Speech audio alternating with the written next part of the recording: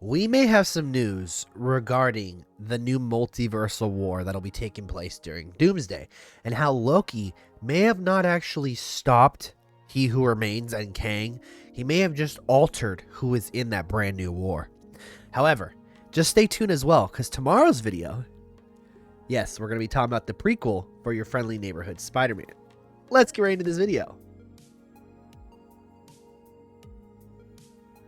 So at the end of Loki Season 2, Loki found a loophole in He Who Remains hold, defending the sacred timeline and not allowing other timelines to be there anymore. Essentially, stopping the Multiversal War and just doing it the way he wanted, where Loki wanted free will, thinking that if he broke the loom and he took himself to the end, he could power the entire multiverse and hold it all together, creating the one that looked like Yggdrasil, which was a bunch of different timelines put together.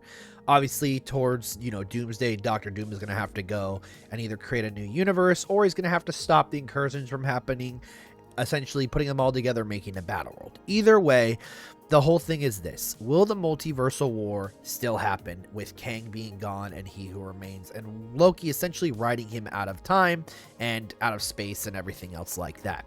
Well, the bigger question is, we'd have to go over Alex at Cosmic Circus, where we talk about this. So essentially, Alex was asked, "Hey Alex, thanks as always for doing this. Can you reveal or give a hint toward who the secondary antagonists of the upcoming Avengers films will be?" Alex Perez: "It's funny you assume that a movie of this magnitude only has one secondary antagonist. What I can tell you is the secondary antagonists, whoever they may be, according to my sources, are going to be variants. There is going to be an overwhelming number of variants in this movies. A lot more than the characters set to appear in these movies that from Earth 616, some are going to be good, some are going to be bad, and some are going to be really worse."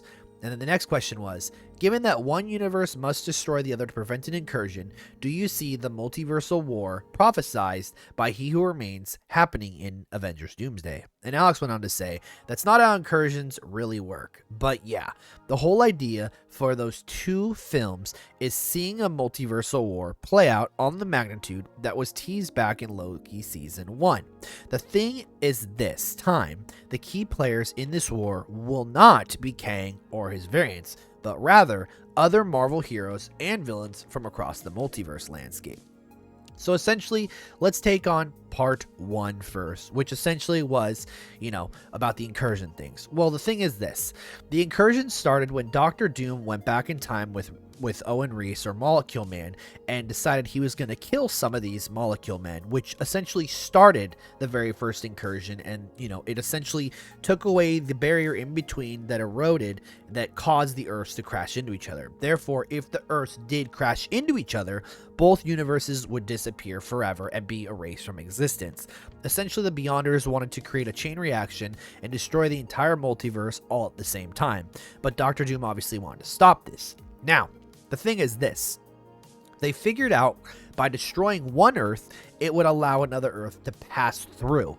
The whole thing was, they didn't have to destroy another Earth. That essentially is one of the options to help prevent an incursion, just along the same lines where Captain America took the Infinity Gauntlet and pushed back one of the Earths. There was multiple different ways to stop the incursions, but the easiest, quickest way would obviously be to blow up one of the Earths so the other Earth could pass through, preventing both of them from dying and essentially sparing one until obviously the next incursion would show up.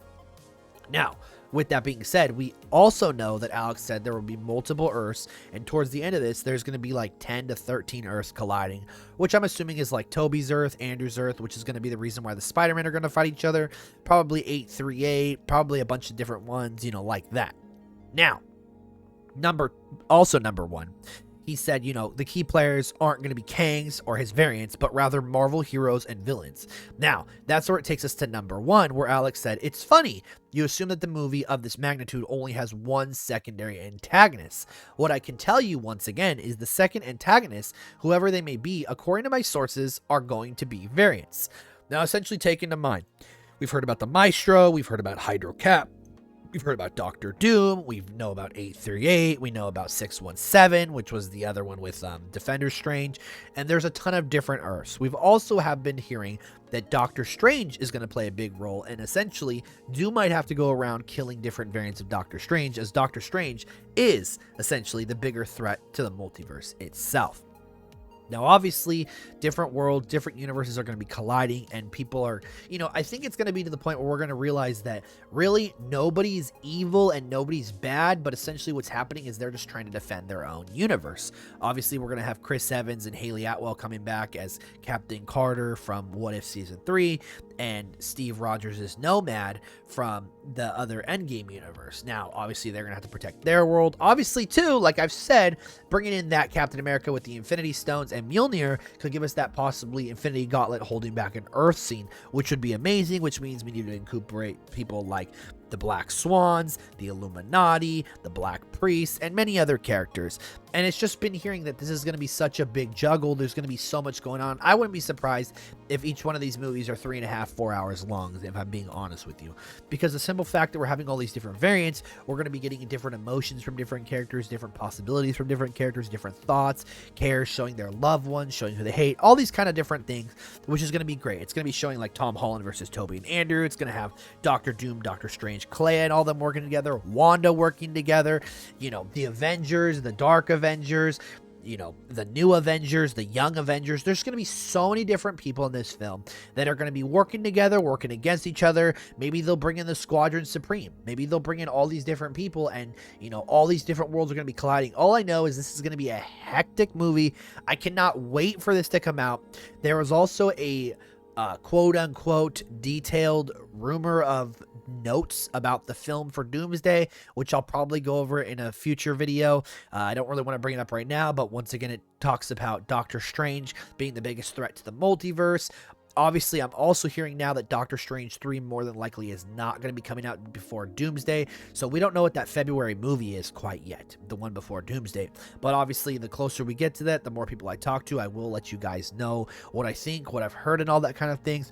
But as for now, I think Avengers Doomsday and Avengers Secret War is going to be hectic. We're going to be seeing different multiverses and universes fighting each other, working together, trying to prevent things. And then in the end, Doctor Doom either creating that new timeline or that new battle world, essentially to try to save everybody. Let me know what you guys think. And as always, I'll catch y'all in the next one.